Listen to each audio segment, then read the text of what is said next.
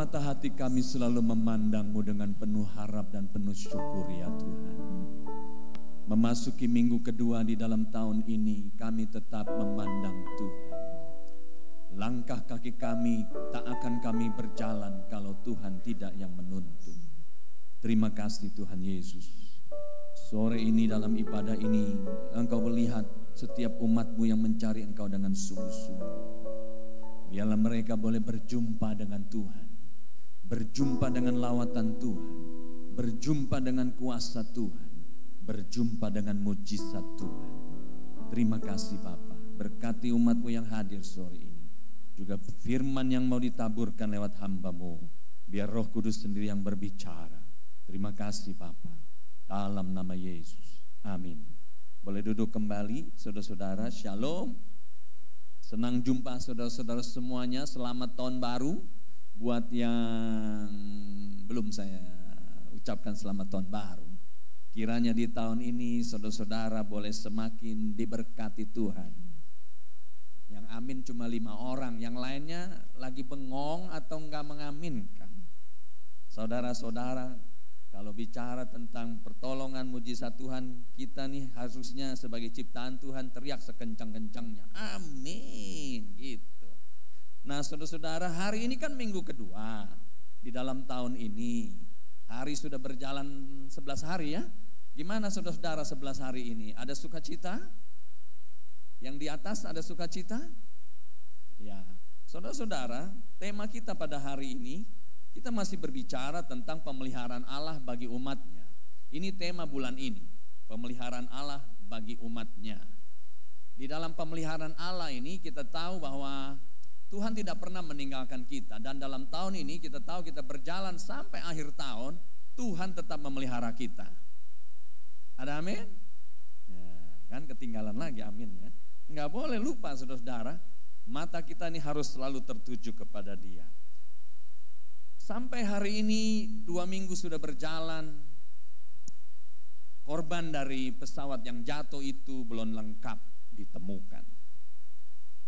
Saya membaca cerita banyak tentang korban yang terjadi. Kita miris dan sangat prihatin. Setiap akhir tahun saya juga selalu mengingatkan jemaat, kalau kita sampai menginjak di tahun yang baru, kita itu harus selalu mengucap syukur. Tidak boleh lupa. Ada orang yang tidak bisa menjejakkan kakinya di tahun yang baru. Contohnya seperti korban yang mengalami jatuhnya pesawat ini. Ada satu gereja jemaatnya 46 orang meninggal dalam pesawat itu, saudara-saudara.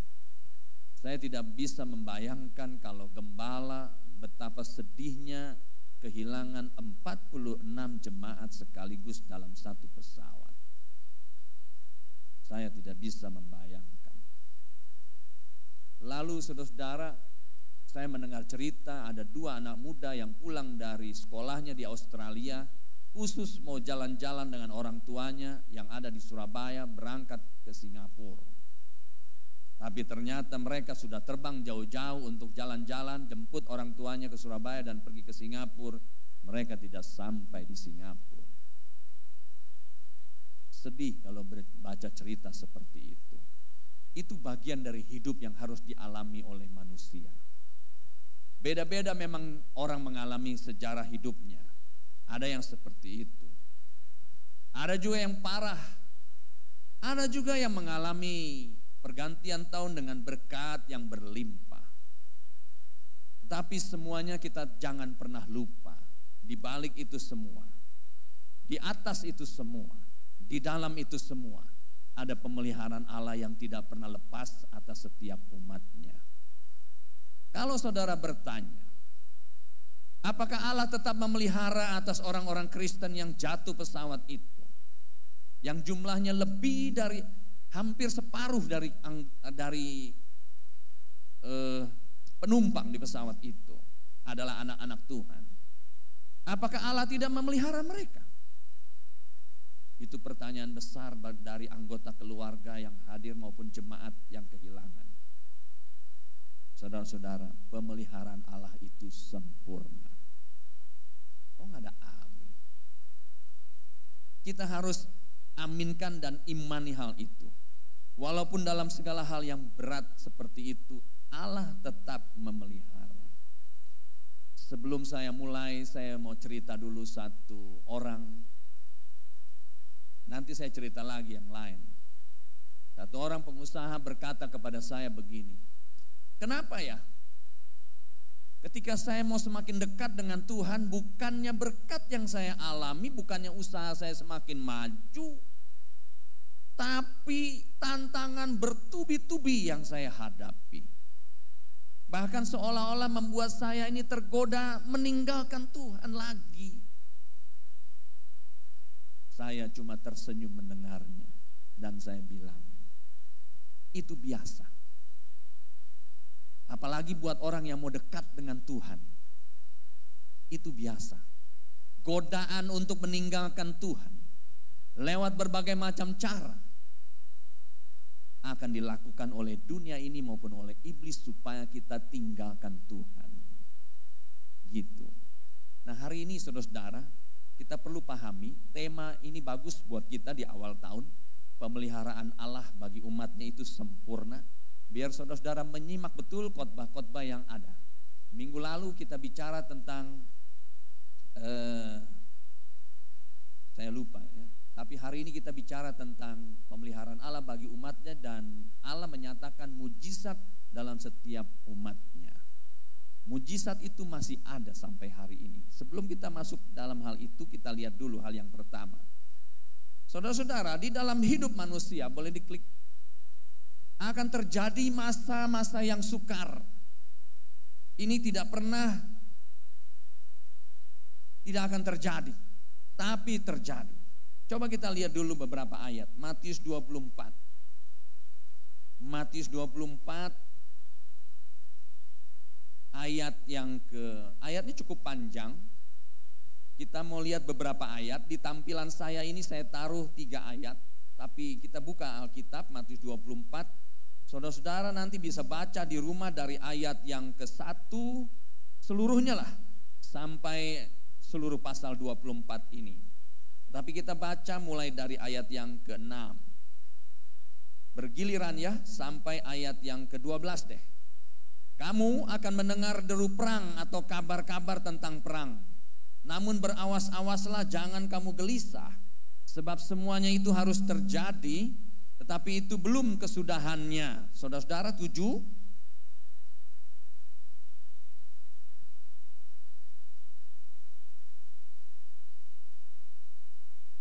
Akan tetapi semuanya itu barulah permulaan penderitaan menjelang zaman baru. 9.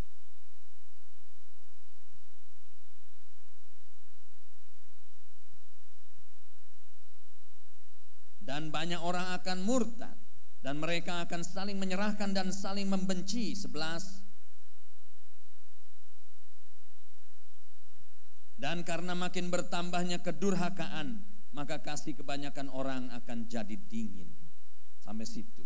Saudara-saudara, di dalam perjalanan sejarah manusia, makin kita mendekati akhir zaman, makin besar kesukaran yang terjadi. Ayat-ayat tadi menegaskan bahwa memang betul, ayat ini menegaskan bahwa di dalam akhir zaman ini akan ada banyak kesukaran yang terjadi. Tadi kita membaca di sini akan terdengar deru perang atau kabar-kabar tentang perang, maupun hal-hal yang susah yang disebutkan di sana, yang akan membuat orang jadi murtad. Saudara-saudara, Alkitab itu sudah menegaskan bahwa dalam sejarah manusia, secara global maupun secara pribadi sebetulnya akan ada masa-masa yang sukar. Tetapi menghadapi masa-masa yang sukar ini, kita perlu pahami, jangan kita takut dulu. Namun ketika menghadapi semuanya itu, kita bisa memohon kepada Tuhan penyertaannya yang luar biasa. Nah, yang saya mau cerita begini, kita lihat dulu berikutnya deh. Matius 10. Matius 10. Ayat ini serupa dengan ayat yang tadi kita baca. Ayat yang ke-16. Saya bacain buat saudara. Lihat, aku mengutus kamu seperti domba ke tengah-tengah serigala. Sebab itu hendaklah kamu cerdik seperti ular dan tulus seperti merpati. Tetapi waspadalah terhadap semua orang, karena ada yang akan menyerahkan kamu kepada majelis agama dan mereka akan menyesah kamu di rumah ibadatnya. Lalu ayat yang ke-22 aja. Dan kamu akan dibenci semua orang oleh karena namaku, tapi orang yang bertahan sampai pada kesudahannya akan selamat. Ayat-ayat yang kita baca berikut dengan pasal 24 tadi sekali lagi menjelaskan bahwa di dalam sejarah manusia, baik secara global ini maupun secara pribadi, sebetulnya sekali lagi saya bilang akan ada masa-masa yang sukar yang tidak bisa kita hindari. Kenapa itu harus terjadi? Begini saudara-saudara, tadi kita mendengar kerajaan akan melawan kerajaan, deru perang terjadi. Kita selalu berpikir konotasinya ini perang yang terjadi nih di Israel, di Timur Tengah dan lain-lain. Tapi sebetulnya di balik semuanya itu ada kerajaan kegelapan yang memang berusaha menghancurkan kerajaan umat Tuhan, kerajaan sorga yang terdiri dari umat Tuhan di dalamnya.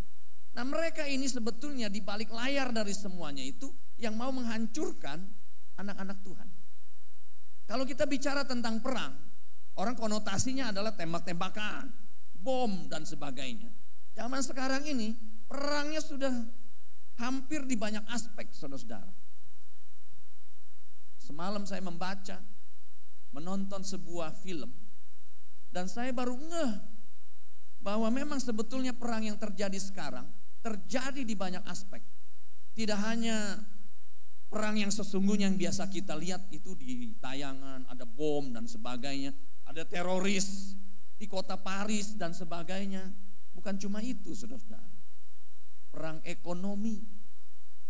Perang ekonomi ini seringkali nggak kelihatan, tetapi bisa menghancurkan sebuah negara. Contoh Indonesia. Tahun 97-98. Tiba-tiba dolar begitu tinggi, rupiah hancur.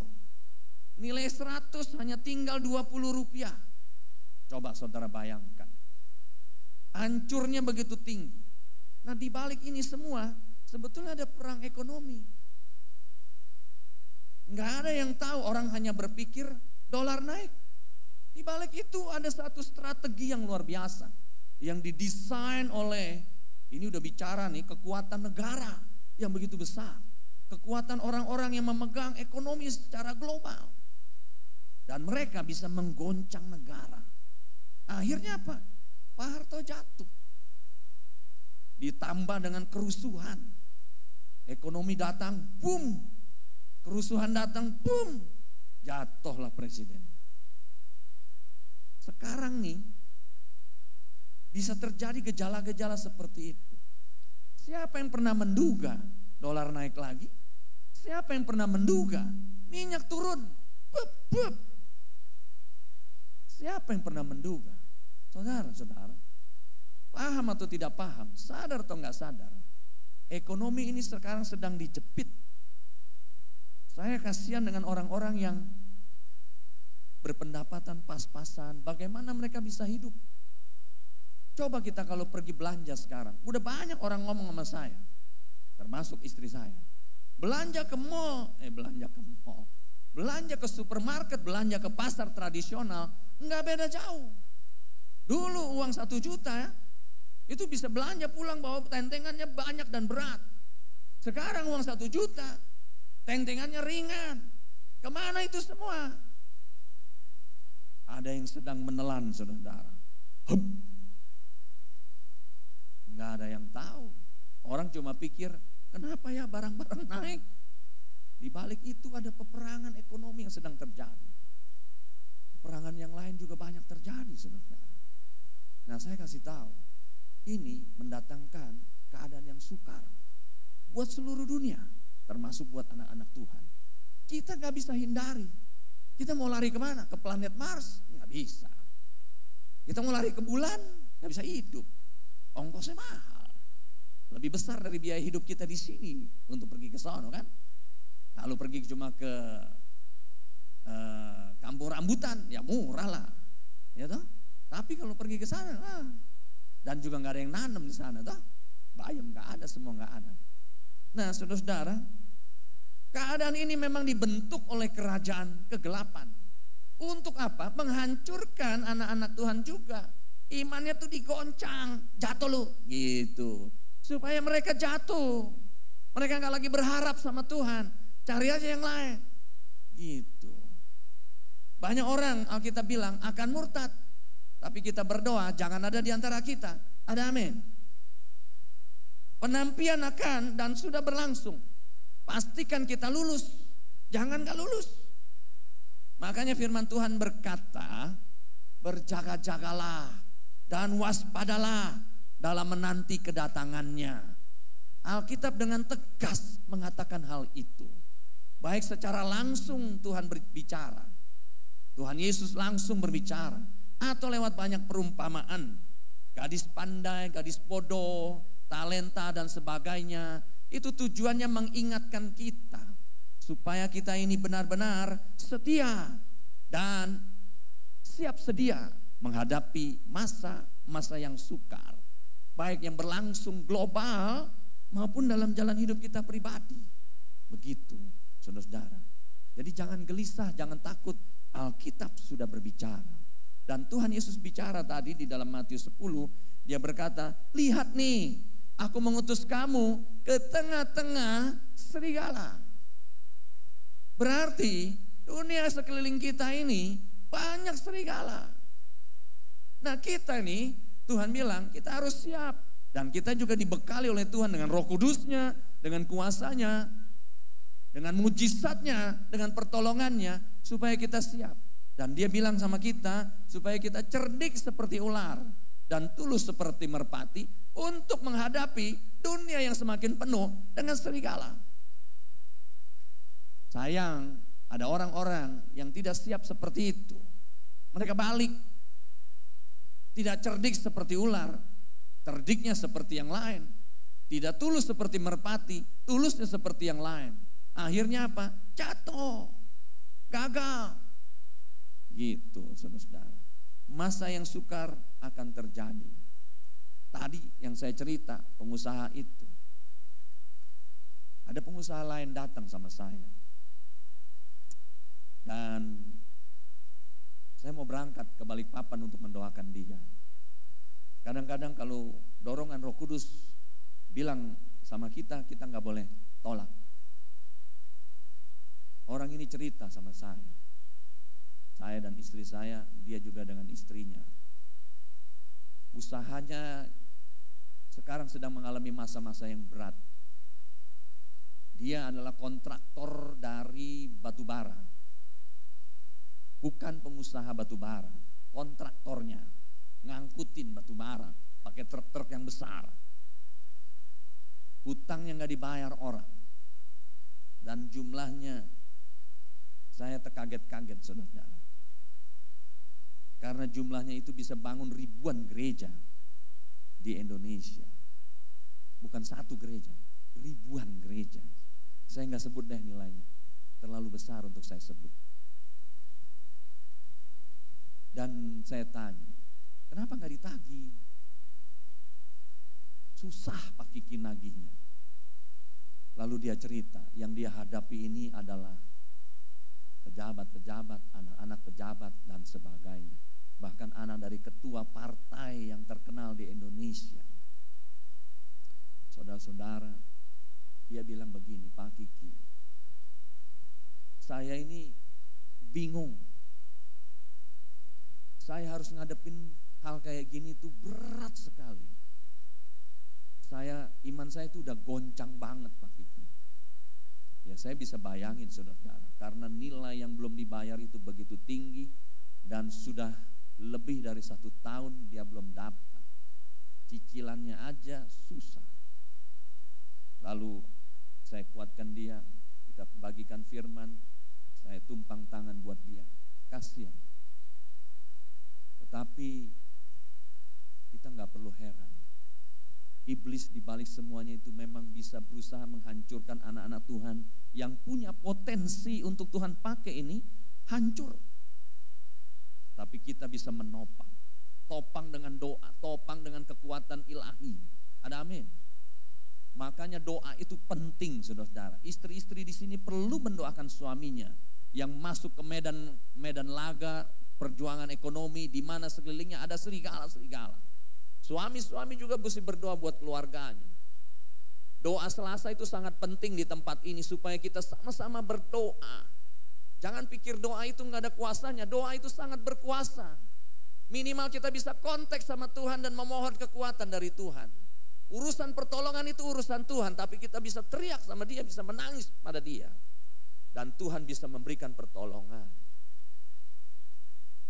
Orang tadi saya tumpang tangan, saya doakan, saya rangkul dia. Supaya dia kokoh, tetap kokoh. Dia menangis. Tapi dia pulang ke Balikpapan dengan sukacita, dengan kekuatan. Dengan kekuatan dari Tuhan. Saya mengajak saudara-saudara untuk selalu memandang Tuhan. Nah, ini yang kedua. Kita lihat, kalau gitu gimana nih? Kalau memang setiap orang harus menghadapi masa-masa yang sukar, bagaimana? Apakah mujizat masih tetap terjadi? Tetap terjadi, saudara-saudara. Ada amin? Iya, ya. Kita lihat dulu ayat-ayat ini. Bagaimana kita perlu memandang Tuhan. Mazmur 32 ayat yang ke-8. Di sini dikatakan, Daud berkata, Daud berkata bahwa Tuhan berkata begini, aku hendak mengajar dan menunjukkan kepadamu jalan yang harus kau tempuh. Aku hendak memberi nasihat, mataku tertuju kepadamu. Kenapa kita perlu memandang dan mengandalkan Allah? Kenapa kita bisa memohon kepada Dia untuk supaya Dia memberi kita pertolongan? Karena memang Dia mengasihi kita. Jalan kita ini Dia tuntun kita supaya kita punya jalan yang sesuai kehendak Dia. Dan matanya itu tidak pernah lepas daripada kita. Kalau ada orang yang berkata, di mana Tuhan? Tadi saya lupa cerita. Pengusaha itu bertanya sama saya. Ketika saya mengalami gini, kenapa Tuhan diam aja ya Pak? Waduh, saya bilang sama dia, Tuhan tuh enggak diam. Tapi Tuhan sedang memperhatikan engkau. Tuhan siap menolong engkau. Tapi Dia memang ingin menguji engkau juga sekaligus menghadapi pergumulan itu. Supaya engkau dewasa. Supaya engkau memandang Dia. Mencari Dia, mengandalkan Dia. Begitu. Matanya tidak pernah lepas dari setiap anak-anaknya. Ada amin? Begitu. Pemeliharaan Allah itu sempurna. Ia tidak pernah melepaskan pandangannya dari kita. Coba kita lihat berikutnya, Ayub. Ketika Ayub mengalami pergumulan yang berat, dia memandang Allah. Sebelum dia mendapatkan mujizat pemulihan di dalam kehidupannya. Dia berkata di dalam Ayub 16 ayat 20. Sekalipun aku dicemoohkan oleh sahabat-sahabatku, namun ke arah Allah mataku menengadah sambil menangis. Saya belum pernah berjumpa orang separah Ayub. Tadi saya cerita, satu keluarga 4 orang meninggal dalam peristiwa pesawat jatuh itu. Ada yang lain 7 anggota keluarga jatuh. Meninggal 7. Ayub 10. Dan semua usahanya habis. Bukan hancur, habis. 0.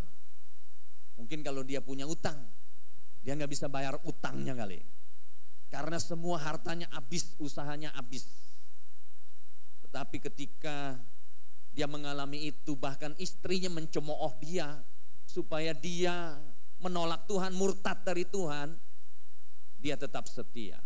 Lalu datang sahabat-sahabatnya juga negor dia. Sahabat-sahabatnya pikir nih Ayub kena kutuk dari Tuhan nih. Bikin dosa apa nih Ayub nih? Ayub, ya ini bahasa saya ya. Udahlah Ayub, ngaku dosa, minta ampun sama Tuhan. Lu bikin salah apa? Kira-kira gitu. Waduh, sudah jatuh ketimpa tangga, kecebur ke got, diinjak-injak lagi sama temennya. Habislah dia. Tapi dalam keadaan seperti itu, saya suka dengan Ayub 16 nih, ayat 20. Coba tayangin lagi. Sekalipun aku dicemoohkan oleh sahabat-sahabatku. Sahabat, dia masih sebut sahabat. Namun ke arah Allah mataku menengadah. Menengadah sambil menangis. Ini dalam loh saudara-saudara. Mataku memandang Allah sambil menangis. Coba kalau kita jadi Ayub, memandang Allah. Di sekelilingnya semua sudah mencemooh dia. Hancur semuanya. Kita kan suka nyanyi lagu itu. Apa namanya tuh? 1000 orang rebah di sekelilingku, 10.000 di kananku. Itu gak gampang lo ngomong begitu saudara. Kalau kita ngalamin kayak gitu nggak gampang. Saya nggak tahu, ada nggak di sini yang pernah ngalamin kayak gitu? Nanti kita berdoa buat saudara-saudara. Tapi kalau ada, saudara bersyukur kalau saudara ada di sini. Nggak sembarang orang yang bisa mampu tegak berdiri ketika sekelilingnya habis. Bahkan mencemooh dia seperti Ayub. Ayub masih tegak berdiri. Badannya habis, sekelilingnya habis. Tinggal jiwa rohnya aja yang masih ada. Dan dia pegang sama imannya. Dia pegang. Ngapain Ayub menengadah kepada Allah? Dia memohon penyertaan. Dia memohon pembelaan. Kemurahan, pengasihan, penebusan, pertolongan dari Bapa Sorgawi. Itu semua adalah mujizat yang dia harapkan. Kita tidak akan mampu berjalan sendiri ketika kita menghadapi banyak perkara di dalam dunia ini. Apalagi kalau masa-masa yang sukar, beban-beban yang sangat berat. Kita tidak akan mampu karena kita ini manusia biasa. Saudara jangan pikir seorang pendeta mampu menghadapi masalah-masalah yang sangat berat. No. Manusia tidak akan kuat, anak-anak Tuhan tidak akan kuat dan sulit menang. Kecuali bersama Tuhan. Makanya Ayub memandang Tuhan. Ketika dia memandang Tuhan, saya yakin tuh kekuatan dari sorga mengalir kepada dia. Ada amin? Gitu. Kalau saudara gak percaya, kalau saudara sekarang lagi punya beban, mata hatimu memandang dia. Katakan, Tuhan, aku sekarang sedang punya beban. Saudara akan mendapatkan kekuatan yang saudara gak pernah lihat. Oh gak ada amin? Coba kita lihat Yeremia 17. Ketika kita memandang dan mengandalkan Allah. Yeremia 17 ayat 7 berkata begini. Diberkatilah orang yang mengandalkan Tuhan. Yang menaruh harapannya pada Tuhan. Ia akan seperti pohon yang ditanam di tepi air. Yang merambatkan akar-akarnya ke tepi batang air. Dan yang tidak mengalami datangnya panas terik. Yang daunnya tetap hijau. Yang tidak khawatir dalam tahun kering. Dan yang tidak berhenti menghasilkan buah. Orang yang mengandalkan Tuhan, dia tidak akan dikecewakan Tuhan. Dan Tuhan berkata dia akan seperti pohon yang ditanam di tepi air. Saudara-saudara, sore ini kalau engkau punya masalah, punya pergumulan dan engkau memandang tahun 2015 ini, bagaimana masa depan saya? Bangunlah pengharapanmu, taruh itu di kaki Tuhan. Ada amin? Kau andalkan Tuhan. Kau percaya penuh kepada Tuhan. Jangan mengandalkan yang lain. Jangan mengandalkan manusia. Kita boleh berstrategi. Kita boleh berpikir. Kita boleh menyusun rencana. Tapi bawa semuanya itu kepada Dia.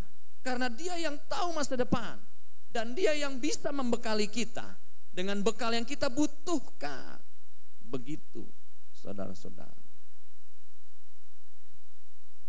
Tadi siang saya kesini, saya berjumpa dengan seorang anak muda yang baru pulang dari Jerman dan besok akan terbang kembali ke Jerman. Namanya Jay, saudara-saudara tahu ya. Dia pemain tamborin tapi yang pria. Waktu dia berangkat pertama kali, anak-anak kami bercerita bahwa Jay mengalami pergumulan. Karena ada beberapa masalah yang sedang dihadapi, termasuk masalah ekonomi. Dia harus membayar, tapi akhirnya sejarah mencatat ketika dia mengandalkan Tuhan dan semua berdoa buat dia. Dia ditopang dengan doa. Semua memandang Allah. Ketika kita memandang dan mengandalkan Allah lewat doa kita, lewat semua permohonan kita, Tuhan campur tangan. Ada amin? Tuhan campur tangan. Sekarang dia bersuka cita. Besok dia akan berangkat pulang pagi-pagi ke Jerman. Dan dia bilang begini, 6 bulan lagi saya akan lulus. Saya akan kerja di sana, cari modal. Saya akan pulang ke sini, bikin sekolah tamborin. Wah, itu luar biasa. Tepuk tangan dong buat Tuhan. Itu dialami oleh anak kita sendiri. Saya suka berdoa kepada Tuhan, bukan cuma buat anak-anak saya, tapi buat semua orang yang sedang mengalami pergumulan. Jadikan itu pengalaman mujizat buat dia. Sebab setiap orang perlu mengalami mujizat. Ada amin? Supaya apa? Imannya dibangun. Persekutuannya dengan Allah jadi kuat. Coba tayangin gambar tadi. Seperti tangan yang dipegang di sini, saudara-saudara. Jadi kuat. Tidak mudah goyah lagi. Begitu. Jadi sore ini kalau ada saudara punya pergumulan, rasanya berat sekali. Pandang dia. Andalkan dia. Taruh semua harapmu di kakinya. Berdoa kepada dia dengan sungguh-sungguh. Mujizat pasti terjadi. Ada amin? Ya. Yang ketiga, nanti kita ada 4 materi. Materi yang terakhir itu yang paling penting. Yang ketiga, pemeliharaan Allah itu kan sempurna. Tapi jangan lupa selalu bersyukur kepada Dia. Walaupun kita menghadapi masalah-masalah yang sukar, masalah yang sangat berat, jangan lupa juga selalu bersyukur. Saya taruh ini karena banyak orang Kristen lupa untuk bersyukur ketika mengalami masalah-masalah yang sangat berat. Tadi saya membaca di buletin yang kita terima, Pak Joni cerita tentang adiknya yang kena sakit kanker. Dikatakan di sana, stadium 3. Ketika sudah berjalan ke banyak dokter, dokter semua berbicara bahwa memang betul itu stadium 3. Tetapi akhirnya, saudara bisa baca di situ bagaimana akhirnya. Tapi yang jelas, kita memang perlu membawa di dalam doa. Dan itu menjadi hal yang sangat indah bagi kita semuanya. Mujizat itu pasti terjadi. Nah, ketika kita berdoa, tidak hanya permohonan yang dinaikkan, tetapi naikkan juga ucapan syukur kepada Dia. 1 Tesalonika 5 ayat yang ke-18. Mengucap syukurlah dalam segala hal. Sebab itulah yang dikehendaki Allah dalam Kristus Yesus bagi kamu. Ayat ini dalam sekali, saudara-saudara. Mengucap syukur dalam segala hal. Berarti kita juga harus mengucap syukur ketika kita mengalami pergumulan. Betul? Dalam segala hal. Itu bicara ketika lagi kita punya pergumulan atau ketika kita tidak lagi punya pergumulan. Sama mengucap syukur. Tapi saya kasih tahu, kalau kita lagi punya pergumulan yang berat atau kita sedang kehilangan harapan dan kita mengucap syukur, itu jauh lebih berharga nilainya di mata Tuhan daripada kita biasa-biasa aja lalu mengucap syukur. Tapi orang yang dalam keadaan yang sangat berat, dia tetap mengucap syukur. Itu ucapan syukurnya bernilai tinggi di mata Tuhan. Susah untuk dilakukan. Ada orang yang berkata begini, Pak, saya nggak setuju. Lagi keadaan berat begini, Bapak suruh saya berdoa, Bapak suruh saya mengucap syukur. Ya, ada orang yang berkata begitu. Saya bilang, itu bukan saya ngomong, Itu Alkitab yang ngomong. Itu firman Tuhan. Mengucap syukurlah dalam segala hal. Dan itu kalau saudara tahu, ayat ini berkata, sebab itulah yang dikehendaki Allah. Itulah itu apa? Ucapan syukurmu yang dikehendaki Allah di dalam Kristus Yesus bagi kamu. Dan saudara perlu tahu, ketika kita mengucap syukur, Allah itu menghendaki demikian. Dan buat Allah, di sana ditambahkan, di dalam Kristus. Buat Allah dalam Kristus, everything is okay. Walaupun mungkin itu masalah sangat berat. Ada Kristus, ada nama Kristus yang di dalamnya ada kuasa yang begitu dahsyat, yang jauh lebih berkuasa dari apapun juga yang ada di bawah kolong langit ini. Di bawah kolong langit itu maksudnya di seluruh alam semesta, saudara-saudara. Sebab langit di atas gak ada batasnya. Betul? Dalam nama Yesus, mengucap syukurlah dalam segala hal, sebab itulah yang dikehendaki Allah di dalam Kristus Yesus bagi kamu. Mengucap syukur kehendaknya Allah, dan Dia memberikan Kristus, itu lebih dari cukup buat kita. Saya suka anak-anak muda nyanyi lagu itu tuh. Kemarin Pak Hengki juga nyanyiin, Christ is enough for me. Tapi jangan jadikan itu kita jadi malas. Jangan pakai lagu itu jadi kita merasa aku gak perlu kerja lagi, aku gak perlu usaha lagi. Jangan, itu salah lagi. Maksudnya adalah kalau kita punya Kristus, itu menjadi bekal buat kita melewati masa-masa sulit. Ada amin? Yang terakhir, coba klik yang nomor 4. Ini yang penting. Mujizat masih terjadi, tetapi kita harus berjalan dalam iman. Sebab mujizat tidak akan terjadi kalau kita gak berjalan dalam iman. Iman itu adalah kunci bagaimana kita mendapatkan pertolongan Allah. Bagaimana kita mendapatkan uluran tangan dari yang maha tinggi itu. Roma 1 ayat 17. Sebab di dalamnya nyata kebenaran Allah yang bertolak dari iman dan memimpin kepada iman. Seperti ada tertulis, orang benar akan hidup oleh iman.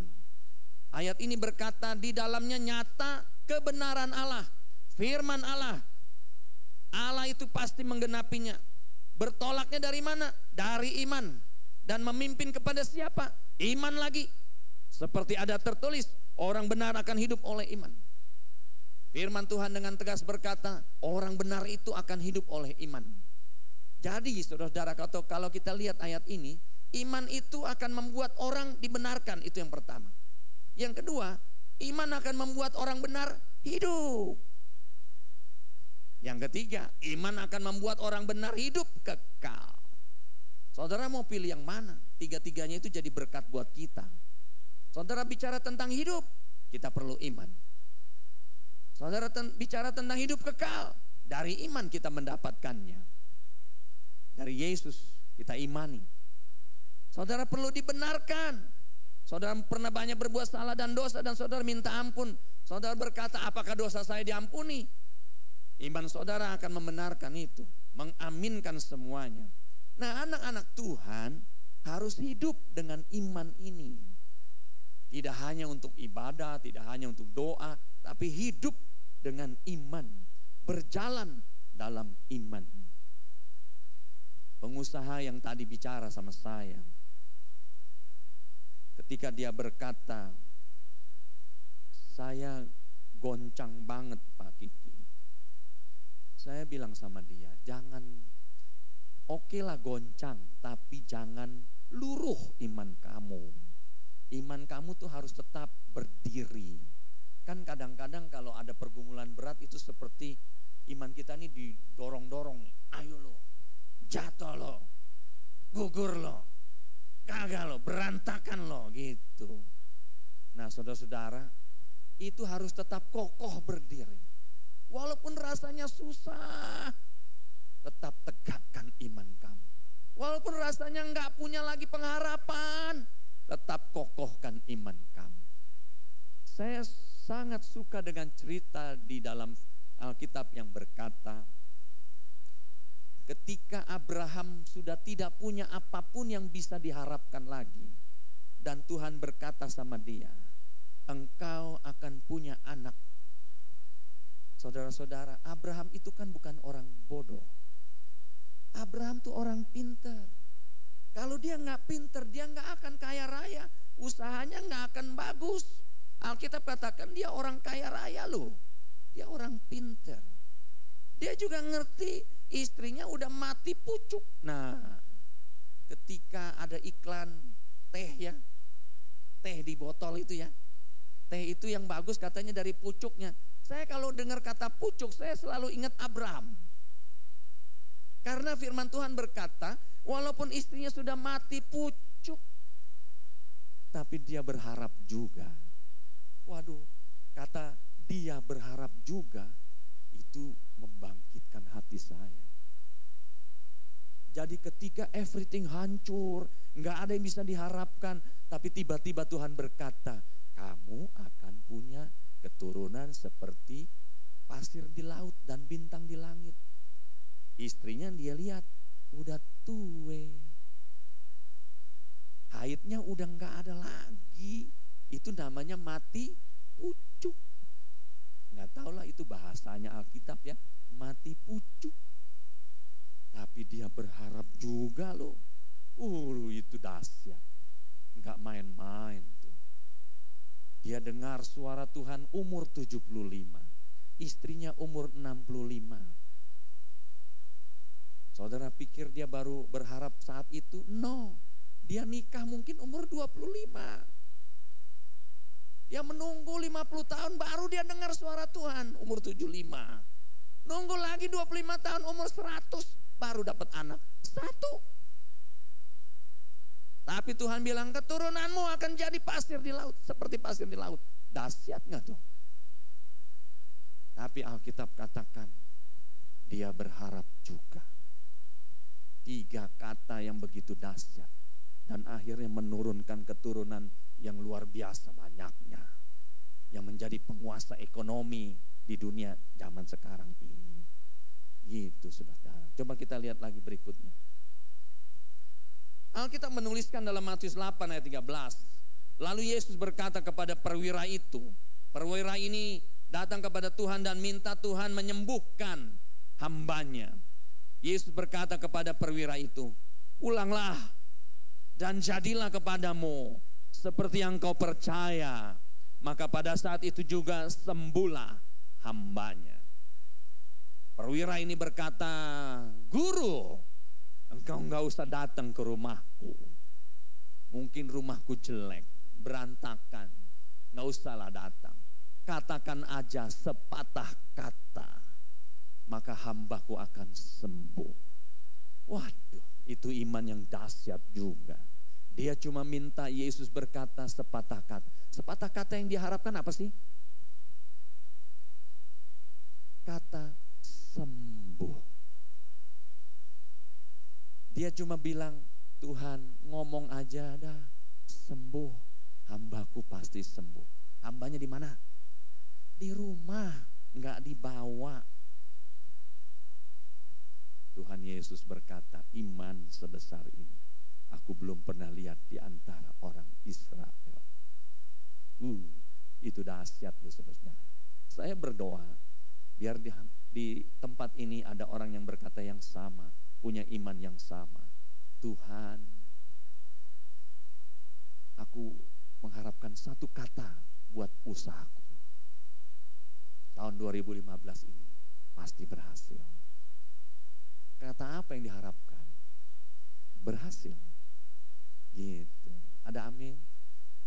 Mungkin ada di antara saudara yang sedang menghadapi masalah ekonomi. Berkata, Tuhan aku mau seperti perwira itu. Punya iman yang besar.